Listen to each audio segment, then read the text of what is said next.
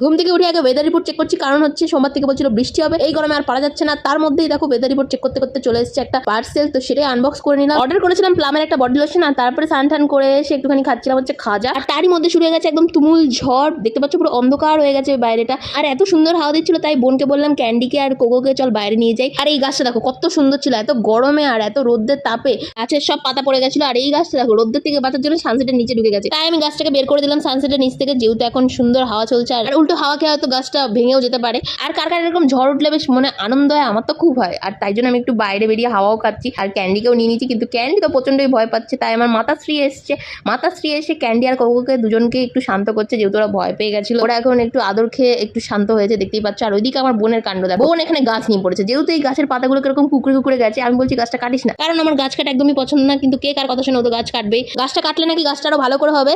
আর এদিকে তারপরে কোকো তো ঘরে এসে ঘুমিয়ে পড়ে। তো চলো আজকের মতন বাই।